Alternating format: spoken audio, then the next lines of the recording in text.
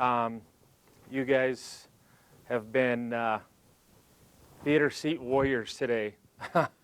I commend you for that. But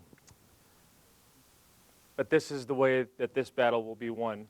And there's been a lot of long days put in by the individuals that sit at this table that could match these days and be doubled at that.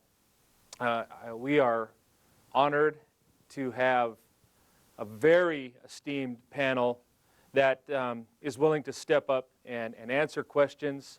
Understand that there are some things that are brand new and some court decisions and things like that that have just come out, so have a little grace along that line. Also understand that this is information that we want to share and that we want to glean from these panelists, and that the intent for this panel tonight is not to necessarily problem solve, but to begin and continue the conversation that has gone on through the day and hopefully will spur us on to further conversation. So I want to introduce our panel, and as I do that, I want to tell all of you thank you. I know you could all be with your families tonight, and but you have given your time for this community and in this fight, and no one could ever count the hours, the countless hours that you have put in to fight not only for our children, but for our state and for those that are to come. So I want to say thank you even before we begin tonight. So we have U.S. Attorney Cindy Peterson is with us tonight. She has spearheaded a lot of what has taken place in our state. She has been a voice. She also serves on the Montana Human Trafficking Task Force as well. Guy Baker, detective with the Missoula Police Department, also serves on the FBI Task Force and is forced himself, really, to learn and to be an expert in this field in the prosecution, in the investigation side as well. Brandon Walter, FBI agent stationed over in Billings. Again, a wealth of knowledge, but also an individual that understands the personal nature of this crime and what is taking place. Tara Bradford is the Senior Vice President with Deliver Fund, which you saw some of their team members on this film. And it is absolutely a pleasure to have all of you tonight. And so if you have questions tonight, I'm going to ask you if you would step up to that microphone and speak loudly into that microphone with the question. Address the panelists that you would like to answer that question, understanding that they may defer at any time to someone else, which if I served on that panel, I would be Captain Defer. I would just push it down the line as far as that goes. But we have some incredible experts tonight. And so to give you time to get to that microphone, I will start the conversation, kind of seed the clouds, if you will. So I'm going to ask a question to FBI Special Agent Brandon Walter. There is always a misunderstanding, but an understanding of Montanans especially, that this is definitely maybe a crime, and I may understand it, but is it really a prevalent crime in the state of Montana? It's most definitely a problem for the state of Montana. It is a crime. We recently went to trial on a case, and the pimp in that case tried to spin it like he was starting an escort service. When somebody says it's an escort service and it's for a female to spend time with a male, that is totally false in Montana. It is commercial sex what they're selling. There's no such thing as an escort service in this state. As far as the size of the problem, I calculated the number of ads that were being advertised from October of 16 to October of 17 over a number of websites, Backpage being the predominant one.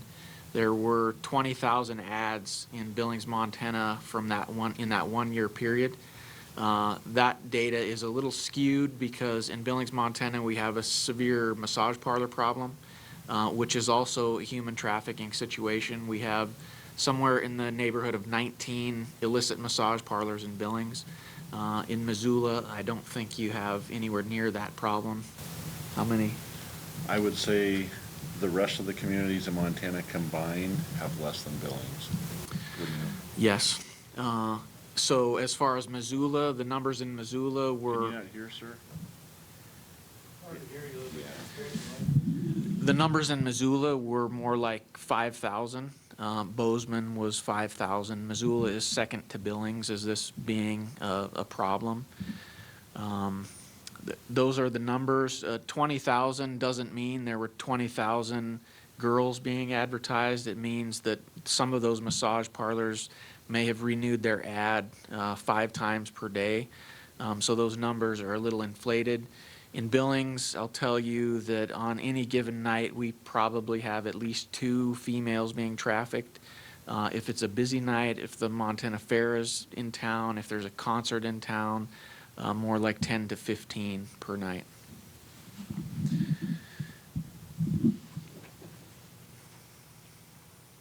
And the rule is you must sprint to the microphone. I'm not sure who the best person to answer this question would be, but I am going back to school to get a social work degree with the intention to work with victims of human trafficking and domestic violence. And I am wondering how often you and the Missoula Police Department encounter social workers in cases like that, and what kind of an effect and benefit that they can have for the victims. So social workers, is this on? Can you hear me? Just has to be closer, I guess. How's that? Can you hear me now? During my investigations, I more often work with victim services. So with the federal system, it's a victim specialist. With the state investigations, it's a victim advocate. Social workers, I don't usually deal with that much in the investigative part of it, but I do think that social workers play a vital role in dealing with the situation. And they probably can play a bigger role than they are now. Not that they're not doing enough, it's probably just lack of awareness. One main reason why we had this conference was to bring awareness to this issue. We've made a concerted effort to educate law enforcement and prosecutors throughout the state of Montana during the last 5 years. We have been trying to educate communities across Montana and wanted to make a statement with this conference for a Missoula attempt. I mean, there's been others, but to 2018, we wanted to expand the scope of the Missoula Human Trafficking Task Force and bring this awareness. So I think social workers, along with many others in other professions throughout Missoula, will hopefully be more aware because of this, and they can use that to be better at dealing with these victims, because I would think there would be pretty common situations that they may deal with victims that the police never do because it's never become a criminal investigation, but social workers would deal with them in their day-to-day duties. Thank you.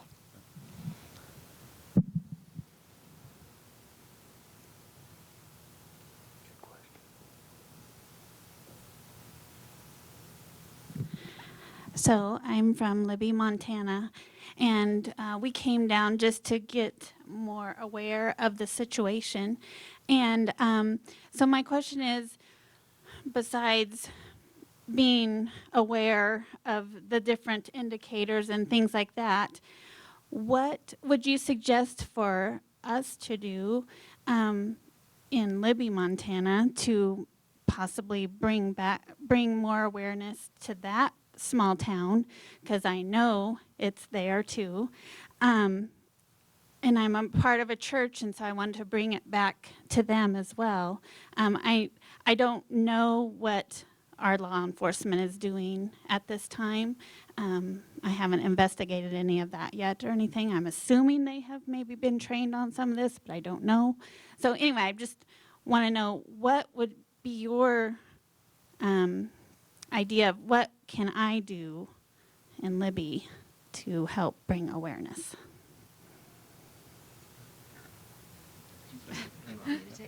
Well, one thing that I would say is that Flathead has a coalition that has been very active for a long time, and just because of your vicinity, I would strongly recommend that you collaborate with them.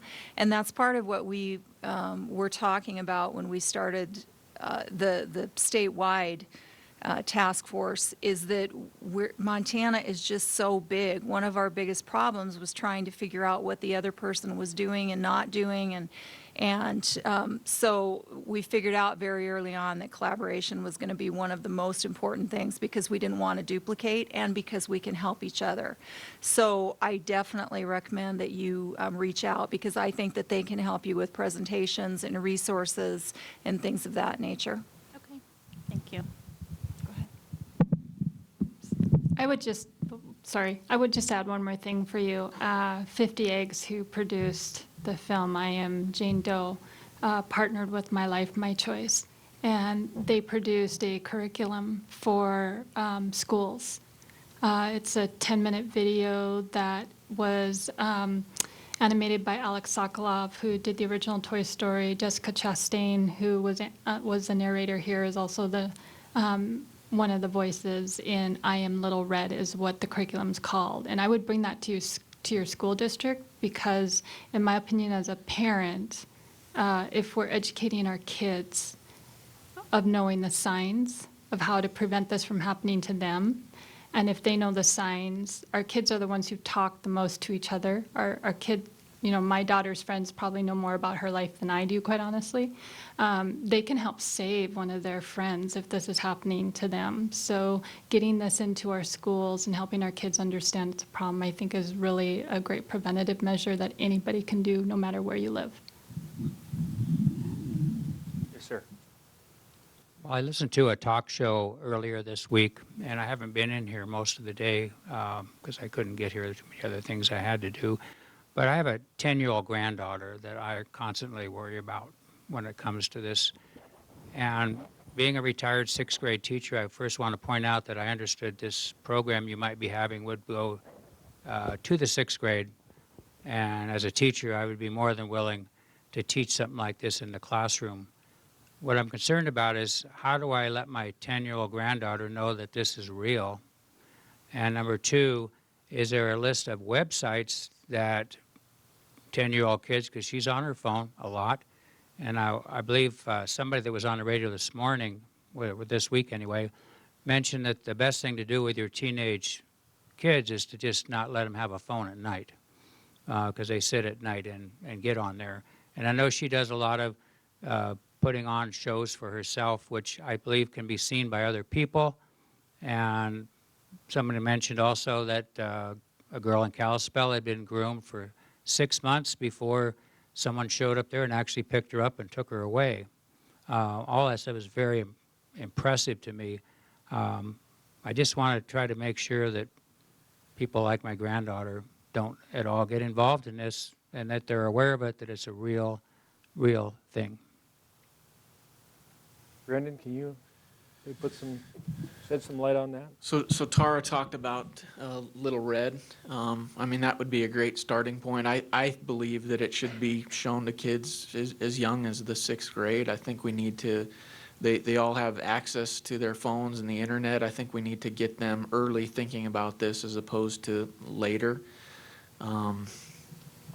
As far as your granddaughter specifically, I think you all need to look at your kids and your grandkids, and you need to, these traffickers, they're true predators. They will go after the low-hanging fruit. They are going to go after the kid that is being bullied at school, that has low self-esteem, that when an adult talks to them, they can't look the adult in the eyes. If that's a description of your child or your grandchild, you need to work on that with them and give them that self-esteem, so that when a trafficker approaches them in the mall, and we've seen it, we've got videos of it in Billings, traffickers that we've taken down approaching females and making a pitch to them, You can see in one particular video that I'm thinking of, this female looks at them in the eyes. She gets as quickly to her car as she can, and then departs the area. And it's not worth their time to go after her. But if it is the kid that's looking down at the ground that blushes when the pimp says, you know, you're really pretty, and can't make eye contact, those are the kids that they're going to go after, the kids that are struggling already. They can smell vulnerability miles away. One thing I would elaborate, I don't think there's any valid reason for your 10-year-old granddaughter to have her smartphone with internet access in her bedroom at night. I don't let my sons do that up to my son is in middle school, the youngest one, and he turns his phone in at 9 p.m. when school's the next day and 10 p.m. if there's not. At some point, I guess you got to trust that they have that. But if you think about it, if we lived next to a 6-lane freeway or a highway and it was only separated by a chain link fence, we would constantly worry about our children's safety as they played in the yard. Yet we don't understand or see the threat that the information superhighway plays as we allow that come right into our homes and into the privacy of our children's bedrooms at night. And as Andrea spoke from her personal experience, had she or had her daughter not had internet access, they may have never went through that situation. Yeah, yeah. So hindsight's 20/20 in her situation. And I know the police always tell you, don't let your kids have your phone in their bedroom at night. But I mean, from this mother who can speak to the ravaged sense that occurred to her family and her daughter, I mean, it can't be spoken any clearer when she says if her daughter did not have that smartphone in her bedroom at night, that pimp would not have been able to contact her through social media.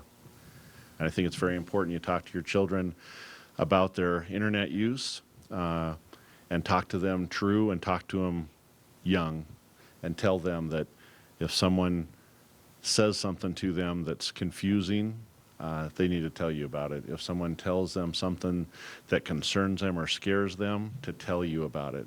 And then parents have to have a plan on how they're going to deal with it if it happens, because simply taking your child's phone once they bring this up to you, once you give it back, they're not going to tell you next time, because to them, they lost their device when they tried to tell you what you wanted to hear. So the younger the child is, I mean, my wife's a first grade teacher, and there's kids in her class, first graders, that have cell phones, which is surprising. But oftentimes, children are much more knowledgeable about the internet and their phone usage than their parent or grandparent. And if you don't know, you should try to self-educate yourself.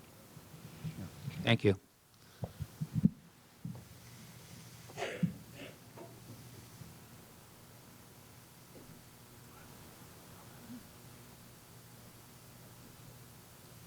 All right, so children are my passion and have worked with them in teaching the self-esteem courses and safety and awareness, but also I kind of have to de-elevate my heart rate because I'm so pissed about how we have let this get so far.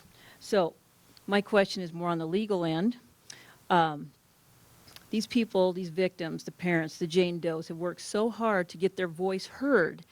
And I keep hearing this reference of our First Amendment. Those children got their First Amendment taken from them through that website, through the internet. And so my question is, what is the language in Montana that we're trying to change to affect not just Montana, but federal? So there's nothing specifically in Montana that I'm aware of that they're trying to change. They beefed up the trafficking laws substantially in the last legislature, but I don't know that they're changing anything with regards to what would affect Backpage. It all comes back to the federal law that they're talking about changing right now. 230? Yes. Okay. So do we know what that looks like? I saw Tester in the background, and I saw that Governor Steve Bullock had signed the petition also in that show. But the language, like what can we do here to help them get that language in place so that when our law enforcement guys, go to the table and our victims go to the table, that we don't keep falling on stupidity? I think that it is fine to contact your senators and your representative and to explain that you are supportive of making that changes to protect sex trafficking victims. In terms of the specific language itself, I think that they're looking at that, and they will have several hearings on it along with proposed language, because there is going to be a big fight about how to balance out.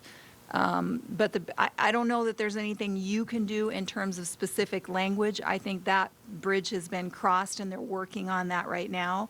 But what I think you can do is contact your legislators and make sure that you're supportive of them making that change and voting for the change that would protect sex trafficked victims. And see, now I'm hearing this, but I'm thinking you're kind of our contact for that. Is that- No, I have nothing to do with that. Okay. I cannot, I have nothing to do with legislation, and I can't even comment. I don't lobby, I don't do anything like that. I'm an assistant U.S. attorney, and all I do is prosecute the laws that they give me. So it would be your elected officials that you would be contacting from that standpoint. So Okay. And then the other thing is the flagship program. Where is that right now? Do we know?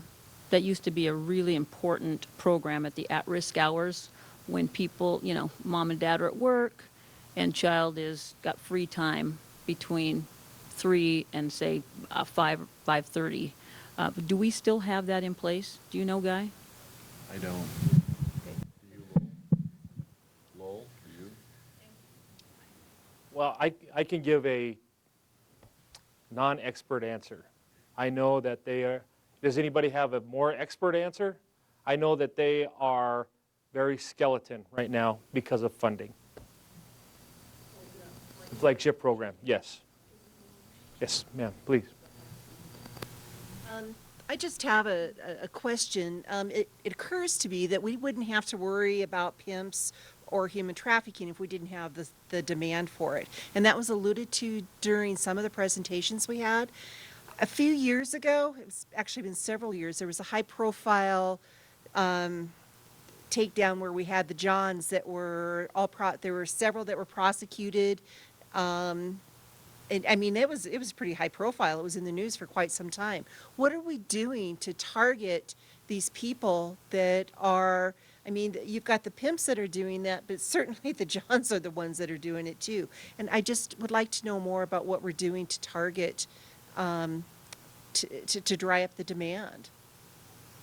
Are you asking more what is law enforcement doing, or what kind of legislation is there or laws that are there? Either, or what are we doing? you want me to start? I'll start with the legal part of it. At the federal level, it's difficult but not impossible to prosecute the Johns. That is something that we're looking at. Historically, we have not done that in our district federally. But we recognize that that's significant, and Congress actually changed our laws within the last 5 years to specifically put in the word patronize. So if you patronized a sex trafficked victim, we can go after the John. The key for us is that there's a big leap from prostitution to trafficking, and we have to first of all get to the trafficking level before we can do something like that. So most of our cases, and I think, well, maybe, I don't know that we have had a John that we would have gone after in our child sex trafficking cases up to this point. But it's on the table, and I can tell you that we are all aggressive, and I think that we would want to do that if we had the ability to do that. And I will also tell you that our U.S. Attorney, Kurt Almy, he's definitely prioritized sex trafficking against children, and I know that he would authorize us to prosecute any John that was seeking sex services from a child in Montana. At the state level,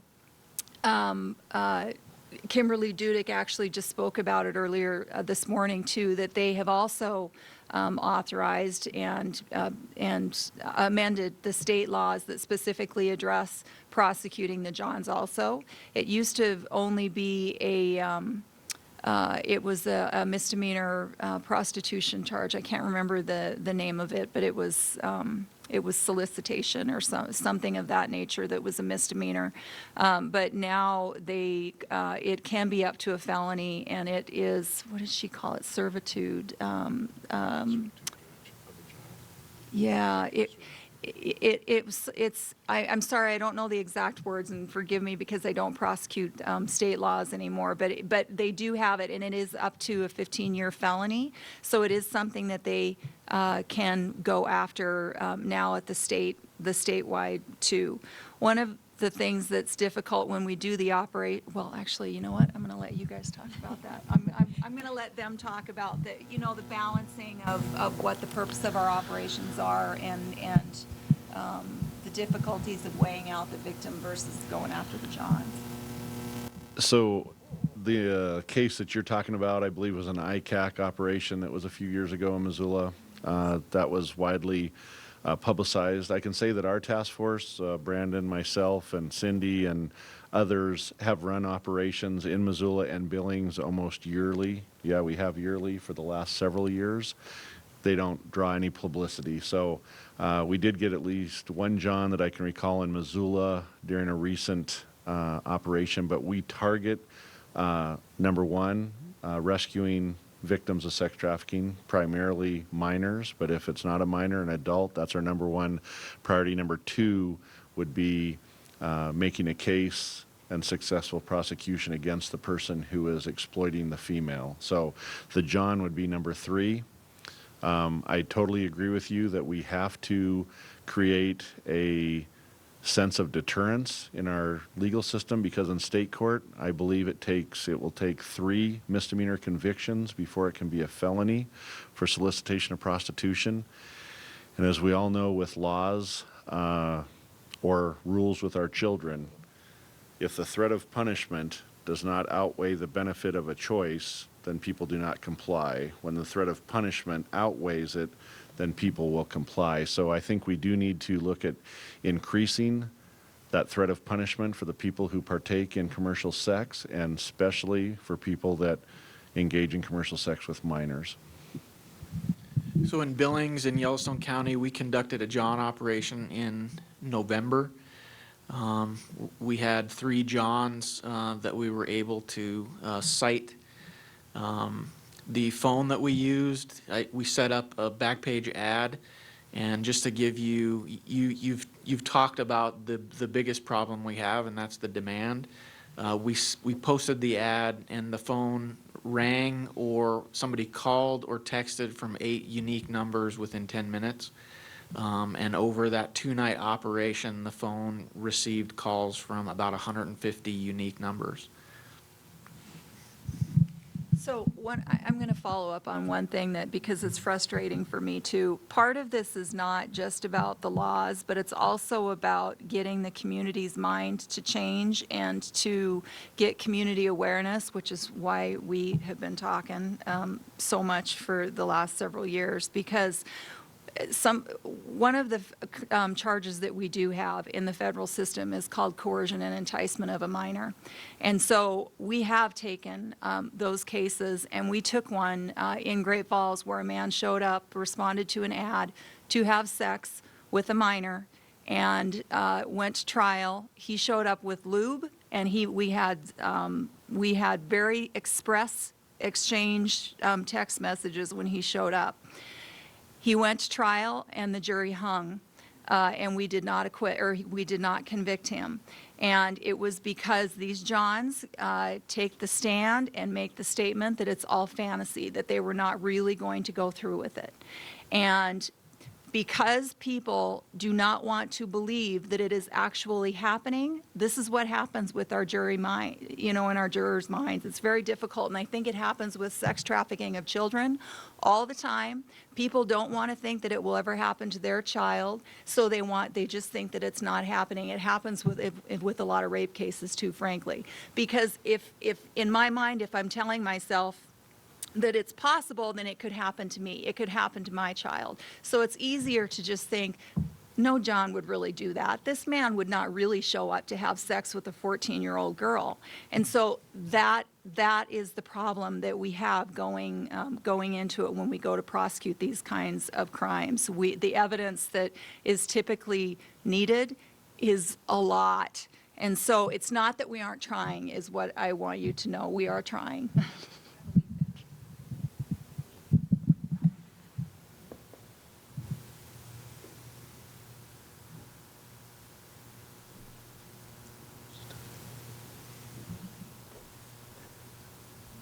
Good evening. Good evening, panels. I have a different approach about this situation. So we have to talk about legal system, how we do these things like that.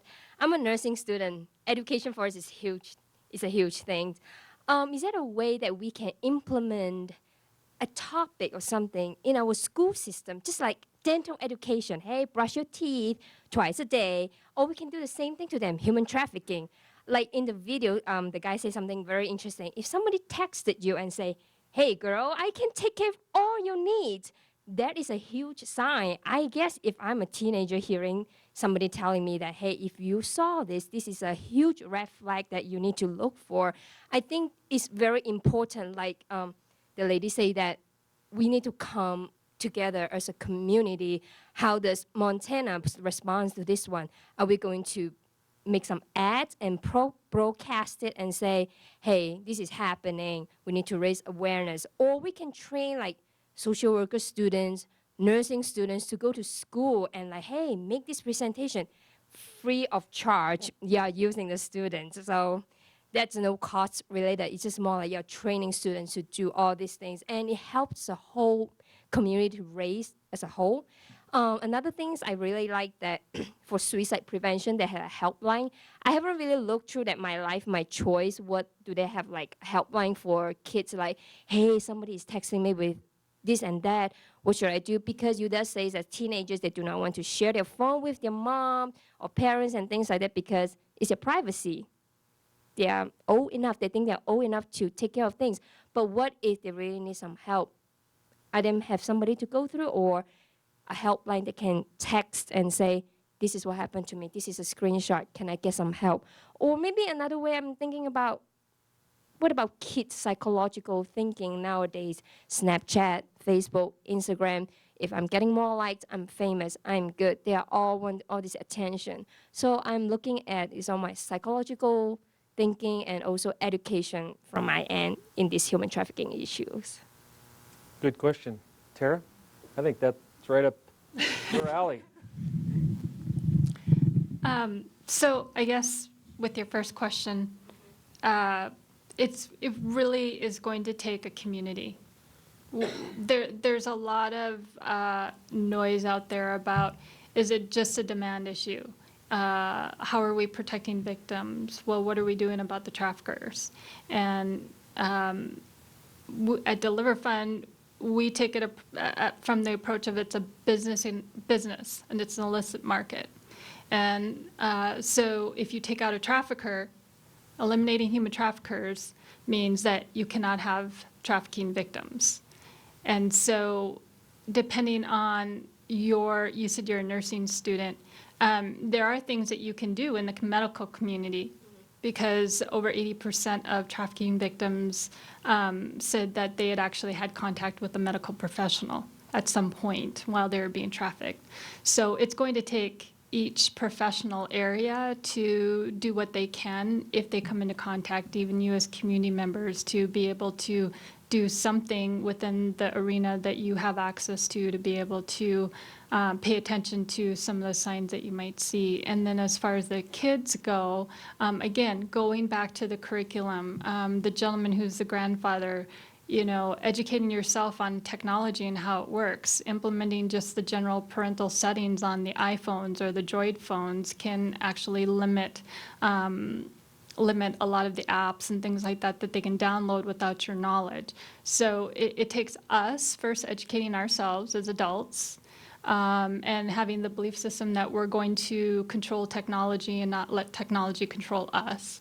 And then it takes us then trickling that down to the children that are in our lives to be able to educate them on how this happens and what to do if you get approached, or if there's something inappropriate that is messaged to you, what do you do with that? Empower them to know that it's something that's positive to report it versus something that's going to become punitive if they report it. And I encourage, when I talk, I encourage people to report it locally, because those are our first responders right in our community, versus a hotline can sometimes take days for a law enforcement officer or somebody to actually be able to address the situation, and traffickers can be gone within minutes. And so it's too late if we're days later. So report it to your local law enforcement and let them deal with it at the local level first. So for our local law enforcement at this moment, do we have like a special unit to handle the human trafficking at this moment? Like, This is our special, You're looking like, what can we do? Like go to the school talk and things like that. I don't know. So a Just some couple things. things, and I'll let Lowell elaborate on this because I know he's done it. Lowell spends a lot of time in schools, and he, as well as myself and the chief of police in Missoula, have talked to the Missoula public schools about additional education, specifically using the curriculum that Deliver Fund offers.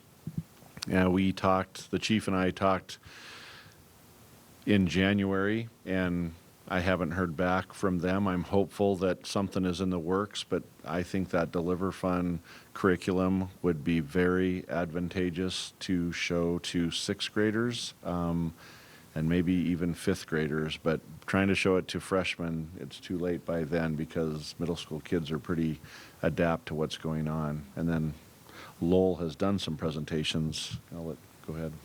Well, I think what you bring to the table is a fantastic idea.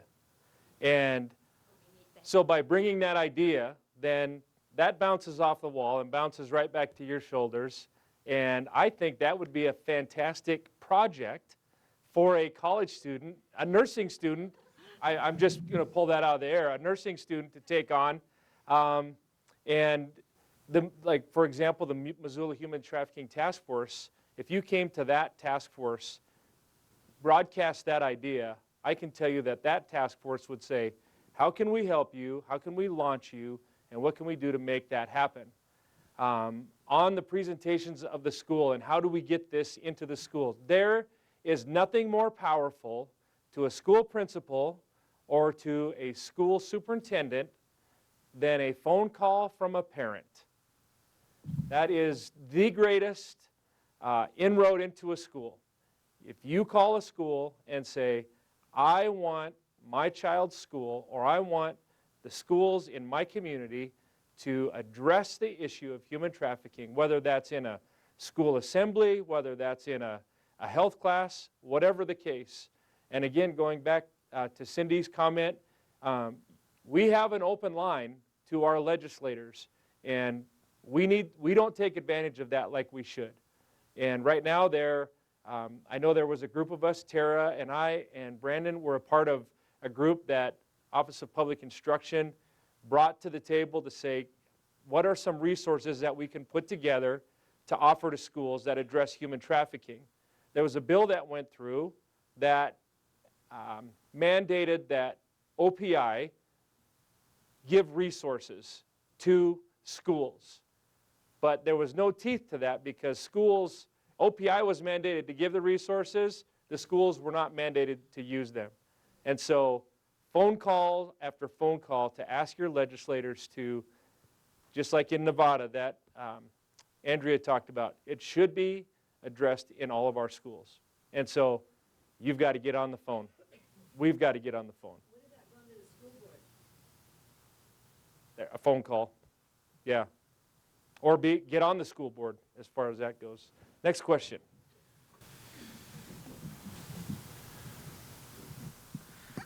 So in Montana, we do have 7 Indian reservations, and just with more awareness of missing and murdered Indigenous women and violence against Indigenous women and children, I guess my question is just, since Montana, we do have like reservations all throughout Montana and versus any other state, but is there really like collaborative efforts on Indian reservations just because of lack of resources? And I mean, like on the reservation, like 2 and 3 women, I mean, just like the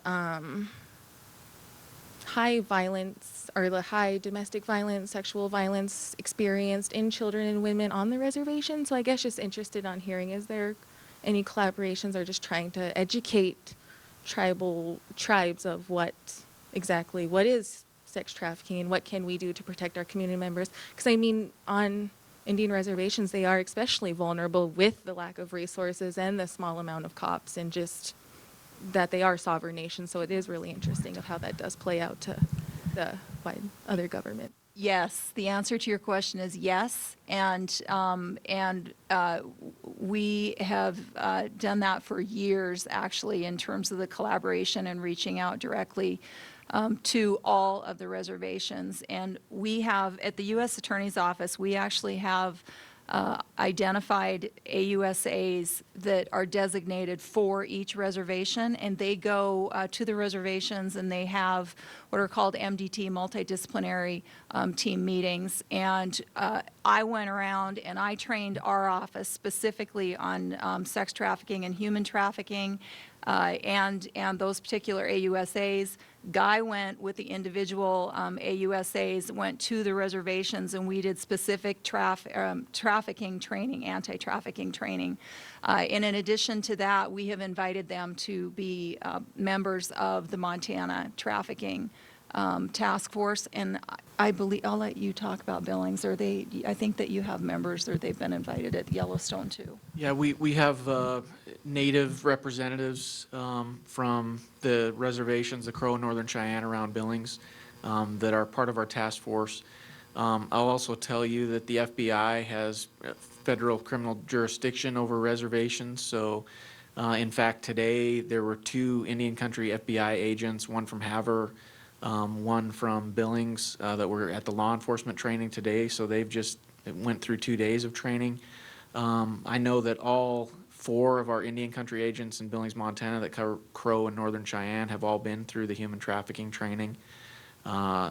Last year, in the fall, I did a training with the Bureau of Indian Affairs, and they were judges, representatives from social services, all across BIA, and they came from all over the state and attended a training that I did with them. So they are knowledgeable, and we do get referrals from the reservations. There's been a couple cases up north that appeared to be human trafficking.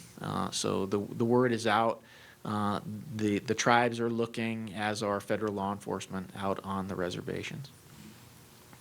In the trainings that I was involved with in Browning, Havre, and Wolf Point or Poplar, there were about 30 local law enforcement officers in Browning. There were probably 35 in Havre, and there were about 25 in Poplar. So in that one week of training with lots of miles behind the windshield, we felt very good about that because we got to about 100 local officers on those 3 reservations. That was January of 2016 or 15. So, yeah. Thank you. Yeah, great question, especially for Montana. And I think that's something that there is a lot more awareness, and there should be. So I appreciate that question. I have a question about what we do when the prevention aspect is wonderful and good to know, but when someone has been trafficked till past their adulthood, past 18, and to find out that not only has their soul and their lives been shattered, but they can actually take bank accounts out, they can ruin all their credit, they can take their whole livelihood of a future away from them. So they get, if we're fortunate enough to save them from the trafficker, how do you help them get their lives back when they are whole enough to start putting their lives back in touch? How do they get their credit back? How do they ever have a home or a car because the accounts have been opened up under their name and all their livelihood has been stolen?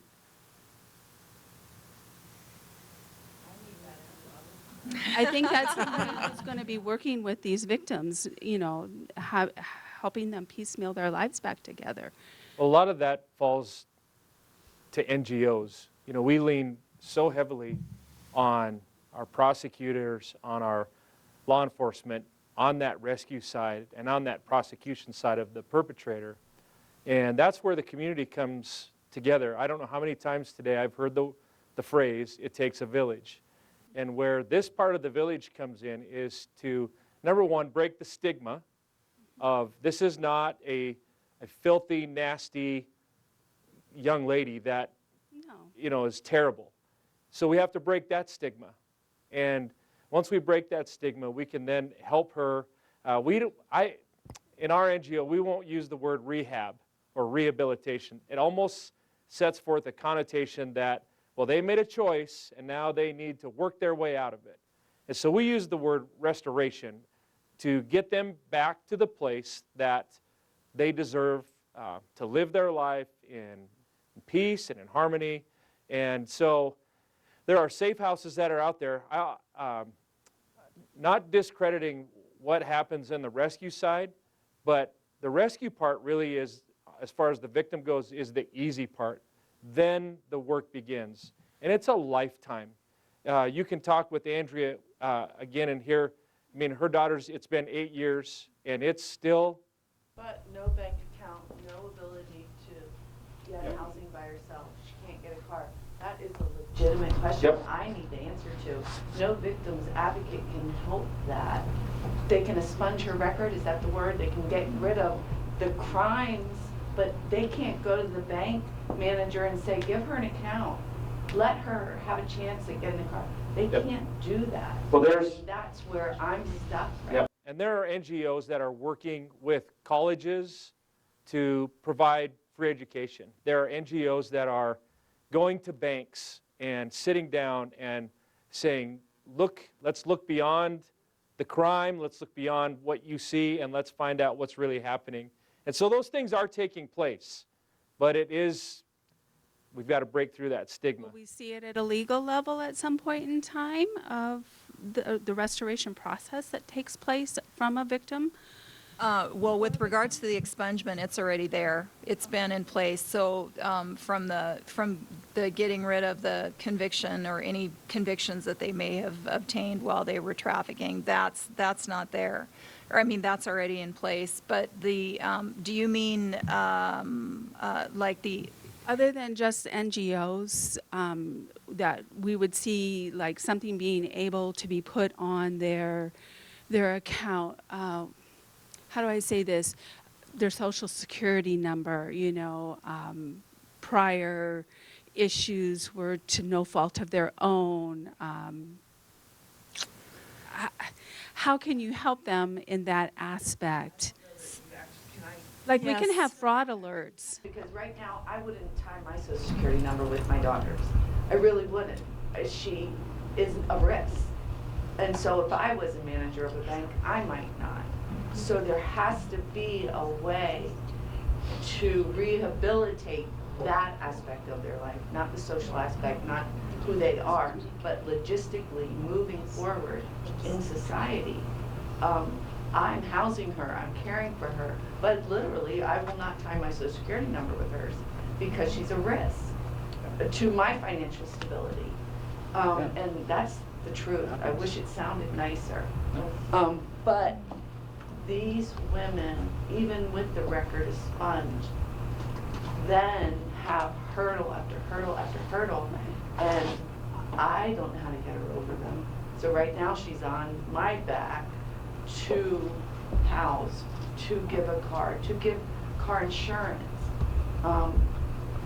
She makes 25 cents an hour, too much to get help from the government at $13 an hour job. So it's insurmountable almost.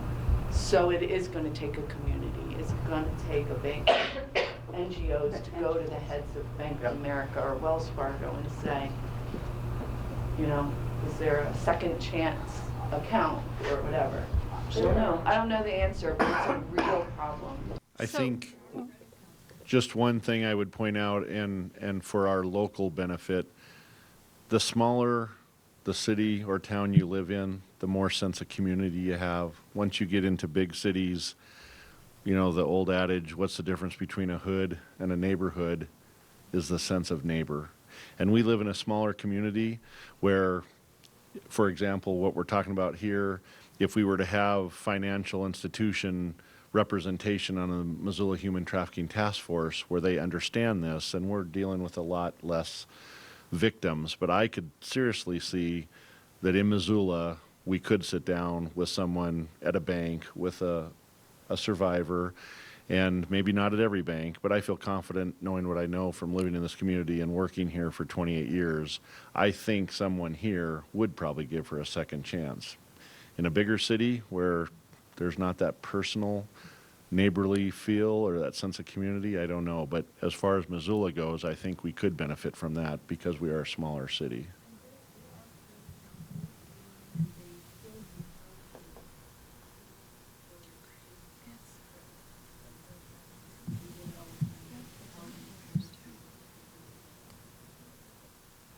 You have another question? Well, with those credit counselors, is there a list that they're given then to the families to help them? I mean, how does everybody get that who is out there helping them to help them build their lives back? So these are things that you should be on the task force because these are the kind of things that we are trying to put together and trying to gather. And you know, what's going to work in eastern Montana is not necessarily going to work here, which is why we have a Missoula task force and why Billings has a Billings task force.